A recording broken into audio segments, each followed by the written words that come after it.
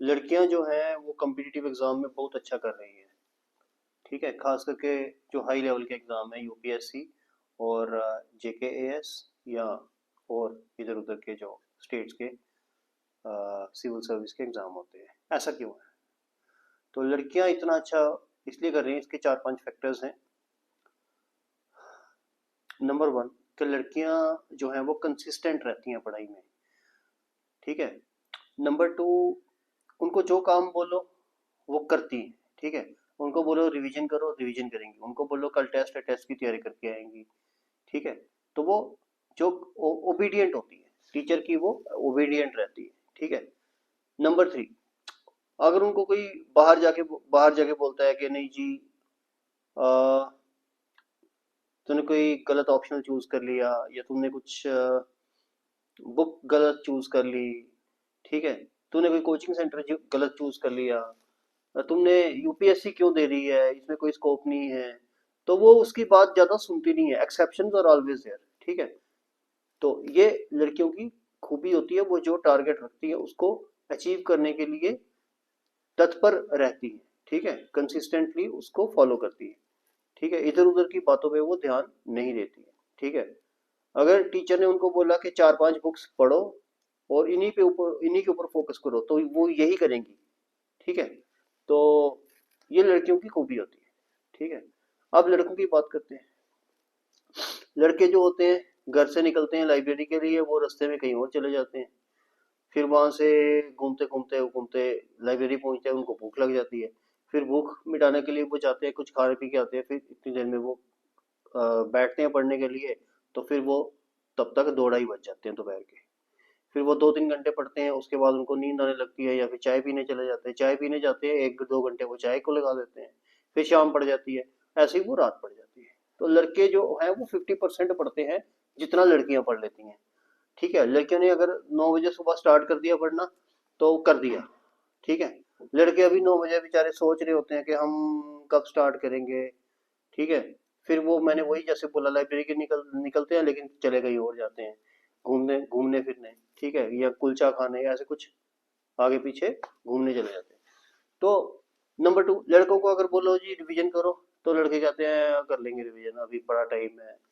Number three, लड़कों को बोलो कि 4 बुक्स लो, लड़के 8 बुक्स उठा के ले आएंगे। ठीक है। तो लड़कों को कोई बाहर बोल दे कि भाई तुमने गलत बुक ले ली, तूने गलत कोचिंग सेंटर चूज कर लिया, तो उसकी बातों में आ जाएंगे। ठीक है। लड़के कंसिस्टेंट नहीं होते पढ़ाई में। 4 दिन पढ़ते हैं तो 4 दिन छुट्टी कर देते हैं। ठीक है। तो उनका वेवरिंग माइंड होता है। हालांकि लड़के बहुत अच्छे से पढ़ते हैं, जब पढ़ते हैं तो बहुत अच्छे से पढ़ते हैं, लड़कियों से भी ज्यादा अच्छे से पढ़ते होंगे। लेकिन कुछ ऐसे फैक्टर्स हैं जिसके पीछे से लड़कों लड़कों का रिजल्ट अच्छा नहीं आता है। तभी आप हर लिस्ट के अंदर पहले 10 में एटलीस्ट 5 6 जो है वो लड़कियां देखोगे। ठीक है। अब लड़कियां बहुत कम देती हैं एग्जाम लड़कों के मुकाबले, ये हाई लेवल के एग्जाम।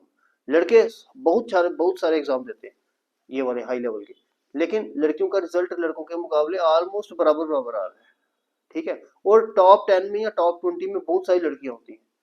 इवन कि हम देख रहे हैं फर्स्ट रैंकर्स या फर्स्ट सेकंड रैंकर या थर्ड रैंकर जो है वो लड़कियां ही आ रही हैं बहुत बहुत देरों से।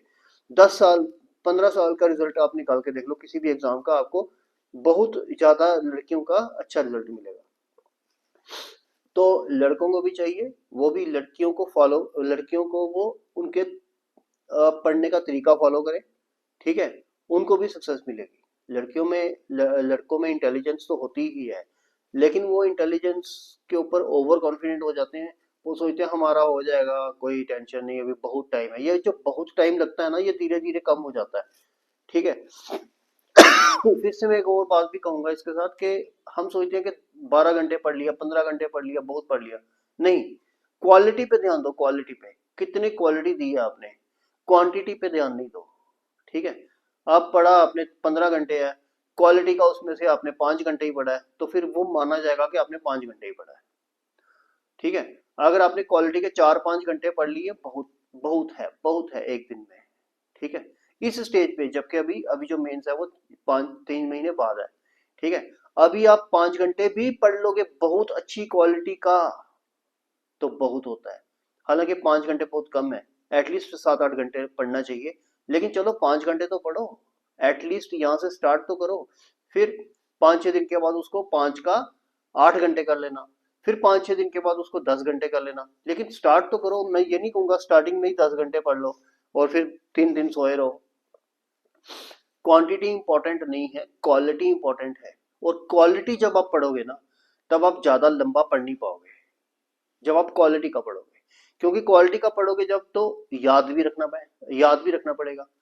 याद रखने में दिमाग लगता है, दिमाग खर्च होता है। हाँ, अगर आपने बुक पढ़ते जानी है 100 पेज इकट्ठे पढ़ लिए, वो तो चाहे आप 10 घंटे पढ़ते रहो, उसमें कोई दिमाग लग नहीं रहा। नॉलेज मिल रही है, नॉलेज मिल रही है, नॉलेज मिल रही है, लेकिन ये देखो नॉलेज रिटेन भी तो करनी है।